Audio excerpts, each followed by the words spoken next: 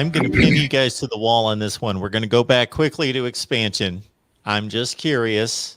We know it's difficult to forecast. We've done, I don't know, 5 or 6 live streams for like hours on this platform, and I've churned out I don't know how many videos because people just keep watching them. So I've tried to attack this thing from every possible angle, but I will lead into it with the same comment I made about NIL when that first rolled out. And of course, we all were given the zillion questions from people thinking that we would know the exact answers to say, I'll give you my opinion. I will speculate and give you all sorts of theories, but I'm going to come right out of the gate to tell you I am not smart enough or wise enough or don't have that Nostradamus gene to tell you how this is going to play out. I can tell you, I can see this pitfall or that pitfall, but we'll be here a year from now, as Nick Saban said this week.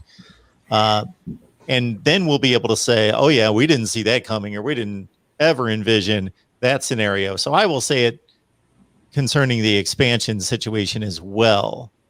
But that being said, we'll grill you guys a little bit with this. Kevin, if you had a guess, if you had to put $1 on how all this is going to land in the near future when the dust settles, what do you think the landscape of college football is going to look like?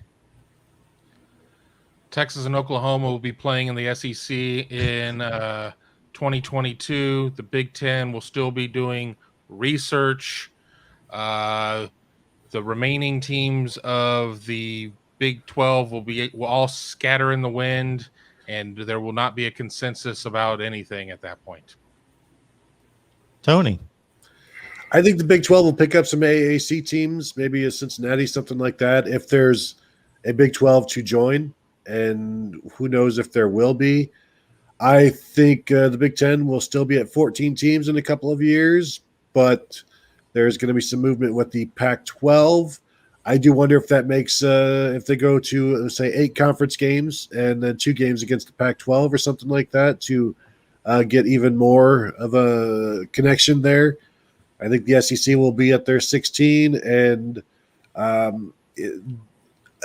can see why the playoffs are having an issue right now in terms of like what do they do? Do they stay at 12? And but I don't know that there's going to be an automatic qualifier with the Big 12. Of course, the rules now are for the 12 would be the top 4 conference champs. But good luck convincing the committee that you're one of those top 4 if you're playing in the Big 12.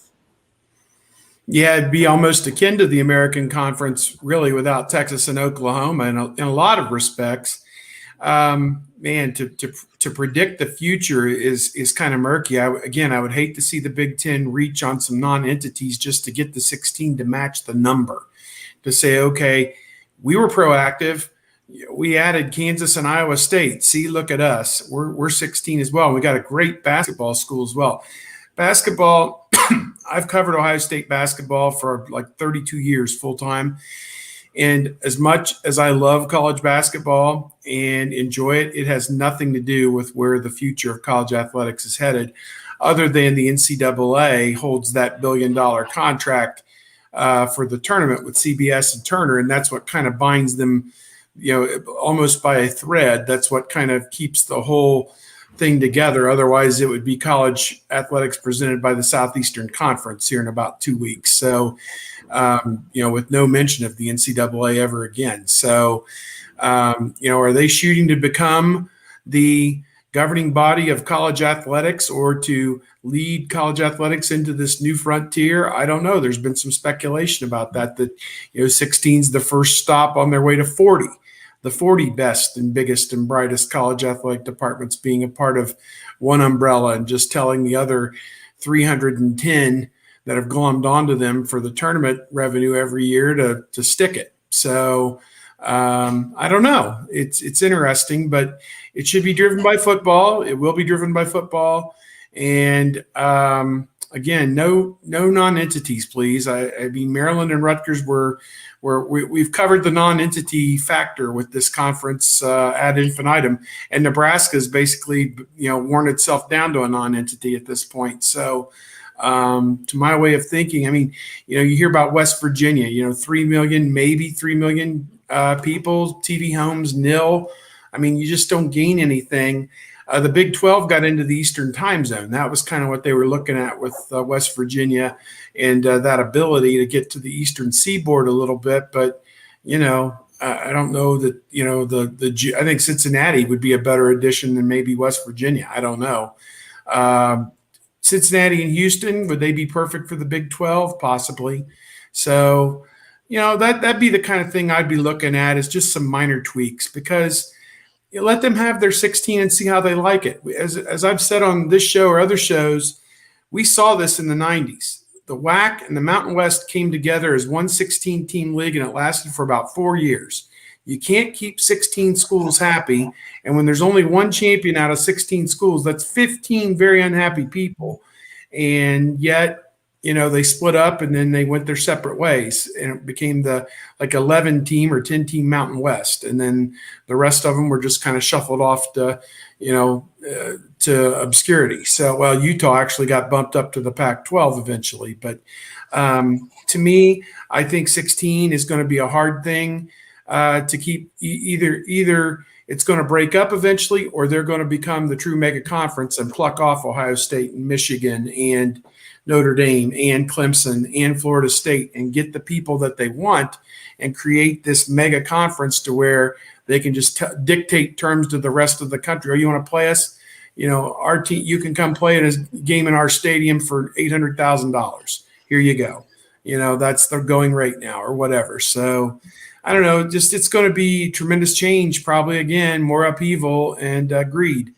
Greed is kind of ruling the world right now. And Texas, I saw where Texas and Oklahoma turned down more money than what the Big Ten is offering its schools right now to stay in the Big 12. They were going to pay them each a premium to stay, and they turned that down. So that'll tell you what the thinking is right now with those schools in the SEC.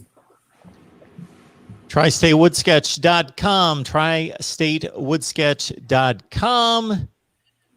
Not to confuse anybody, this is not what you're purchasing, people. So don't be scared off. You send your own photo, your dog, your cat, Kevin, your dog, your cat, whatever you want, a loved one, some type of favorite scene from the beach or the woods or whatever, and then they place it on the surface of your choice. And it's pretty nifty. I've seen about 10 or 12 examples. Once again, TriStateWoodsketch.com. Buy one, get one free. And also, we've got to the voiceofcollegefootball.com, voiceofcollegefootball.com. Go to the top of the screen, hit store. You see all the teams right there, starting with A, going all the way to, if there's a Z out there somewhere, probably Youngstown State would be the last one. I don't know. All right. So some good stuff right there. Again, voiceofcollegefootball.com.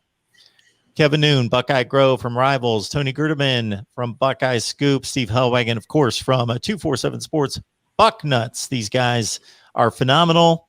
Yakov threw us a couple bucks. Thank you for that. I failed to acknowledge that. Otherwise, we would hope that you guys would contribute going forward. If you want to contribute aside from YouTube, Venmo, PayPal, Cash App to keep us going, please mark Ohio State if you're contributing to this show.